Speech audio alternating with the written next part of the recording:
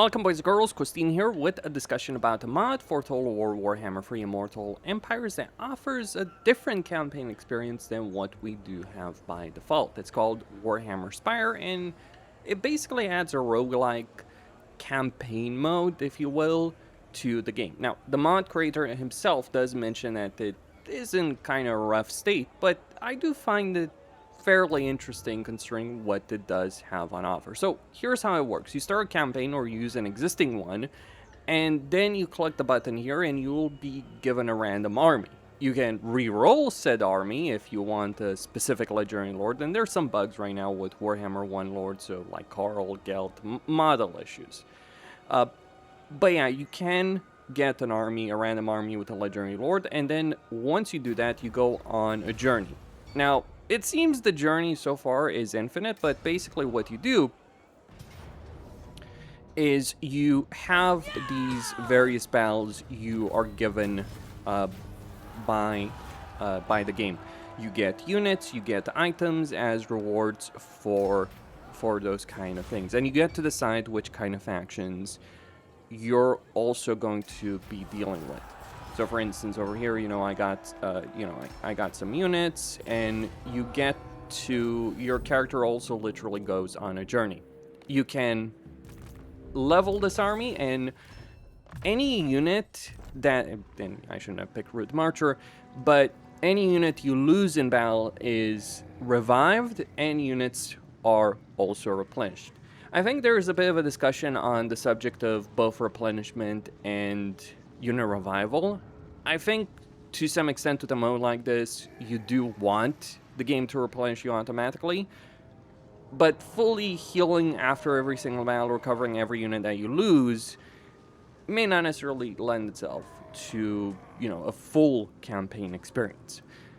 But right now, it's more of the structure of a campaign than a full campaign experience, really, as it were, because I think it would be interesting to have a journey with like objectives, like long-term objectives. You're aiming to do this, you're aiming to not lose your armies, or you have an idea of like, okay, your units actually do matter, because right now they kind of don't, given everything. So yeah, you go from battle to battle, and you can auto-resolve most of these battles, though not all of them.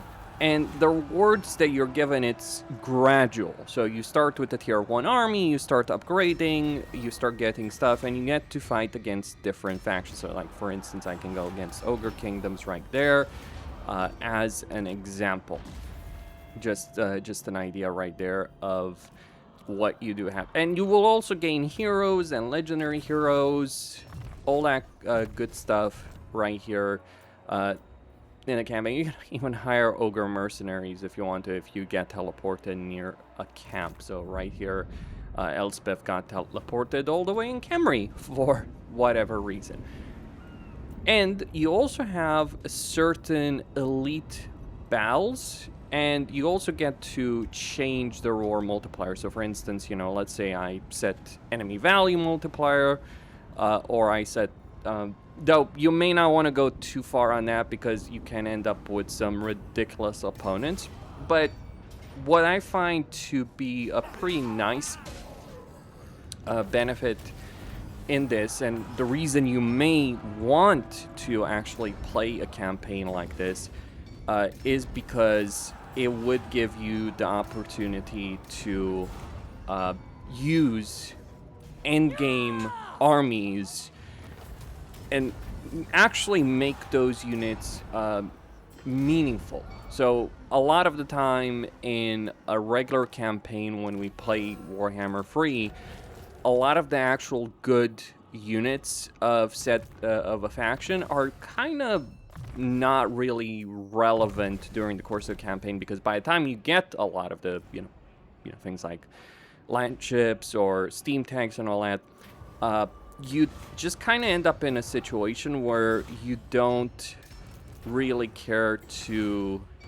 where you don't really need them. Whereas here, you are fighting proper battles against proper opponents. Though again, it is a question of scaling right here. So there's obviously some discussion of balancing of how you want to handle things like that. So you just, again, go from battle to battle to battle, level up stuff.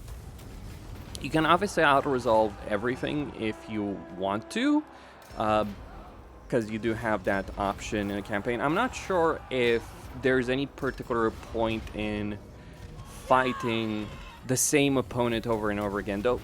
Honestly, Demons of Chaos might actually be a good choice of a really good opponent right here, because of the variety of units that they can bring into a battle. So let me just level up Elspeth's magic.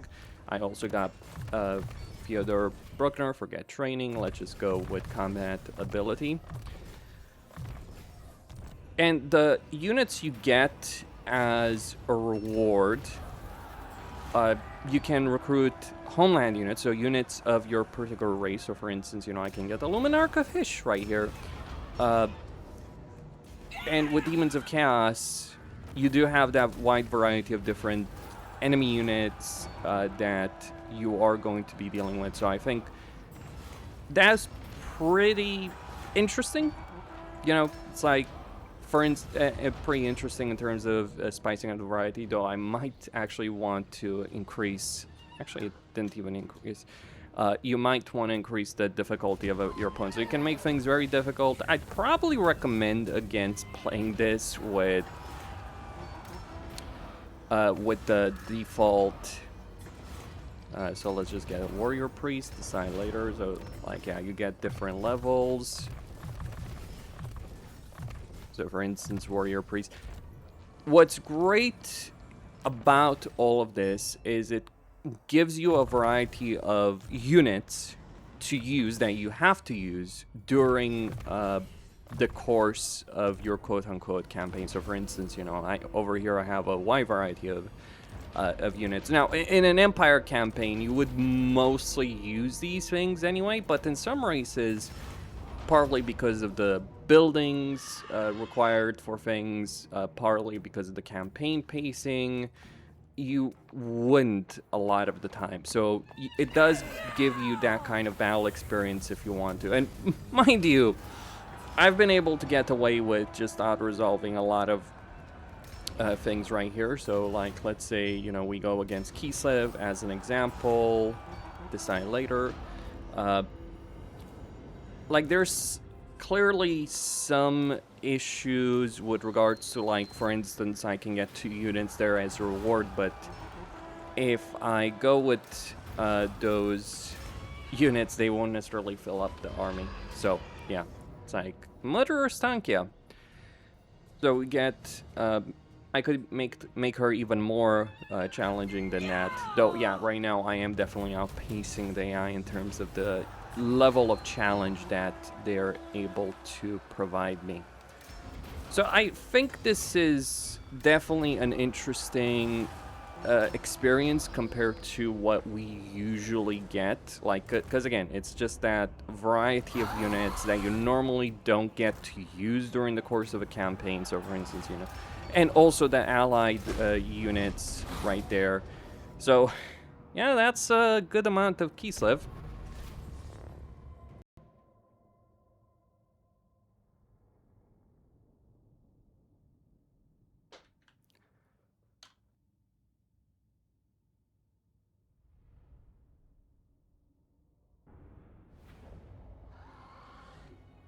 So yeah, right here, you know, a bunch of spearmen, swordsmen, handgunners, streltsy, cav, war wagons, Luminarch. Imagine having an actual Luminarch in a campaign as the Empire. Isn't that a markedly different experience than what we usually get? And yeah, we got Sargard coming in right there. Sargard with great weapons, armor Kossars. That's a pretty solid army, actually, for Kislev right here. Nope, of course, they won't win this specific engagement. I did outpace the AI. But they will provide a level of challenge. I'm not quite sure how it works in terms of skills.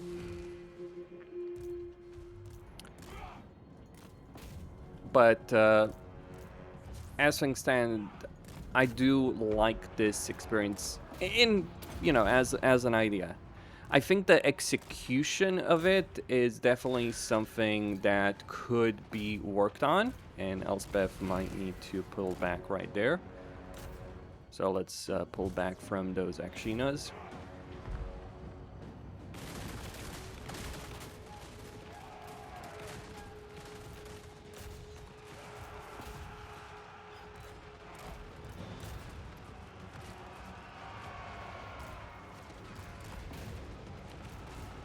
And let's send in the Reichsguard right there. Yeah, you can make some fairly varied armies right here that you do end up playing around with. We'll just pull these guys back. Classified dervishes.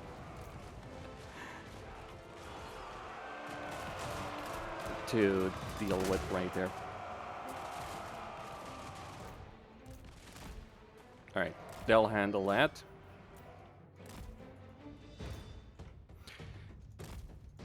And that's a little Grom.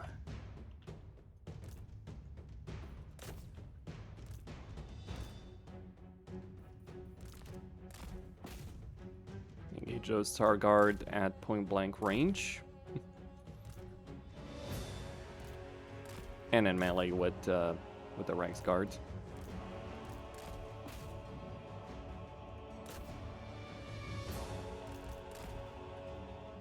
But eventually do end up dealing with more difficult opponents during the course of this. So yeah, I think this is a unique experience. And it certainly changes what you're dealing with during campaign, the kind of choices you have to make. So right there, they did break. But Kislev being Kislev, they don't just break very easily. Because by our blood is a thing.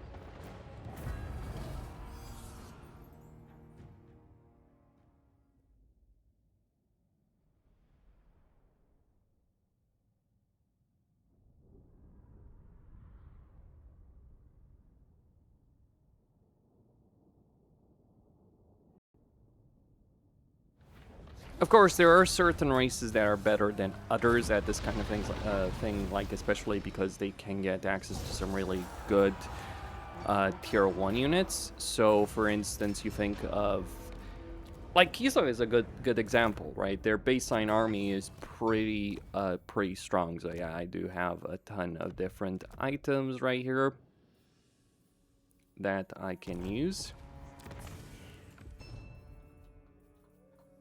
Though not necessarily as many weapons as I like to have.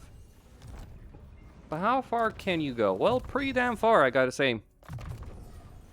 And eventually you'll start encountering armies of just purely endgame units in your campaign, and then you will have different some interesting choices to be made with regards to that, because it's one thing, right, to fight a campaign where you rush tier 2 units, you level up your lords, you level up your heroes. In fact, your lords and heroes are pretty under-leveled considering the kind of foes you are dealing with. They're just not gaining enough experience to make up for the kind of foes that they're going to be dealing with.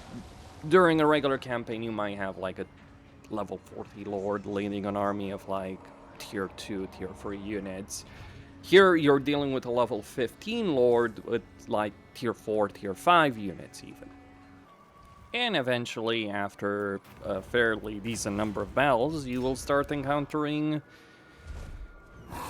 some really ridiculous stuff, like, oh, okay, so here's a bunch of war sleds, war bear riders, elemental bears. Though I've actually encountered worse, because one of the armies that I just dealt with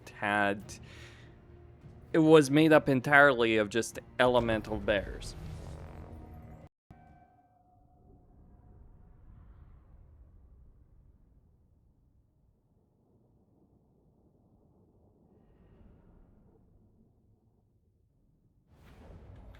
Though that was an elite army to deal with. Whereas I'm pretty sure this one is not. an elite army. But yeah, it does create a good amount of army variety that you are dealing with as a player. Though I find it a bit ridiculous that the Sword of Freaking Cain is an item right here. So I got Bruckner with the Sword of Cain, which is like funny as all hell, all things considered. So yeah, let's just send Bruckner to just rush into it. Granted, in this case, I think because I forgot to set the AI scaling properly early on, it ended up just, well, working out in my favor. Though those are some elemental bears, and one shouldn't underestimate them.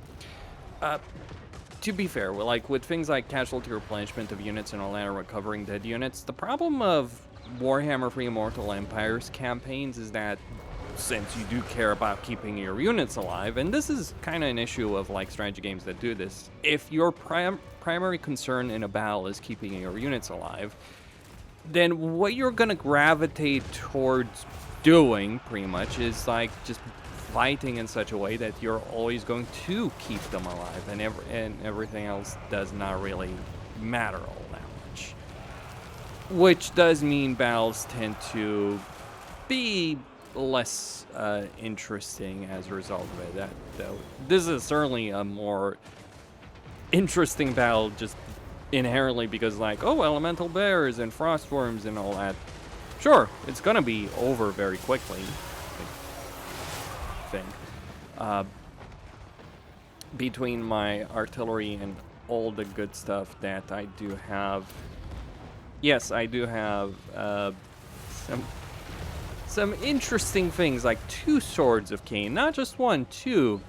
I mean, it would be something if you got 1 Sword of Cain and you could just upgrade a ton of lore. But yeah, it's a mod. There are limits, if you will, to what can be done right here. And as the mod creator did mention, it's like it's in a rough state. Let's take Bruckner. But I think the idea of the mod in itself is just very interesting because it makes for far more intense battles and far more interesting battles at the very least in a campaign. Whereas in a lot of campaigns, the way you kind of end up playing campaign battles is like, with the exception of a couple of factions or a couple of races, you just end up in the situation where most of the battles that have any meaning are either because you're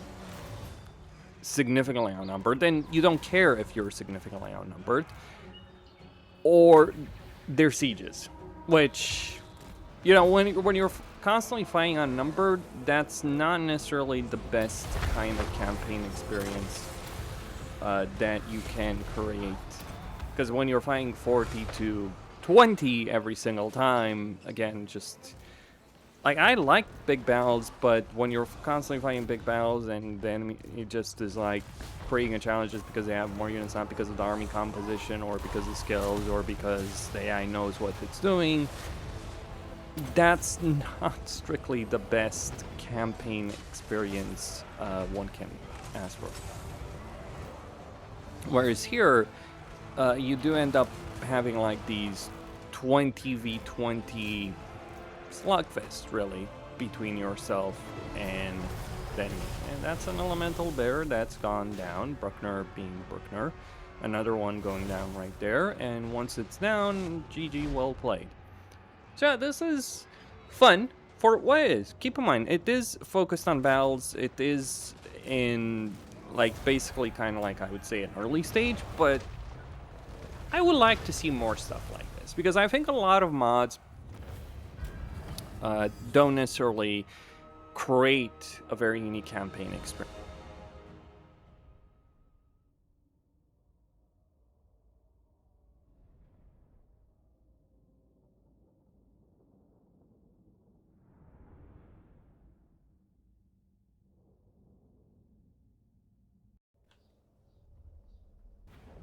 That was something of a battle. Though it is kind of ridiculous The swarm of freaking heroes that have been spawned right there was a bit much. Now we can get skull cannons.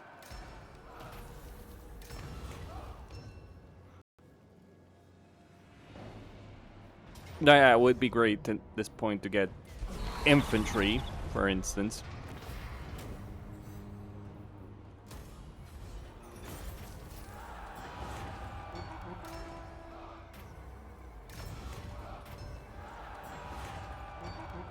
Skull crushers.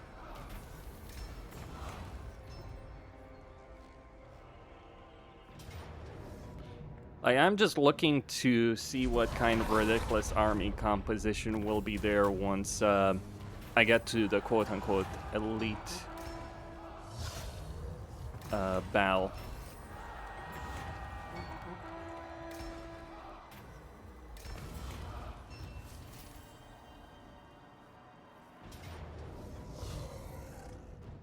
Well, that is definitely something.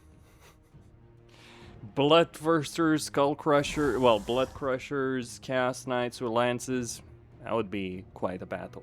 But yeah, you do get this variety of different enemy forces to deal with, and it can be quite fun. Anyway, Costin signing out. Stay tuned for more, and do check it out. It's linked in this.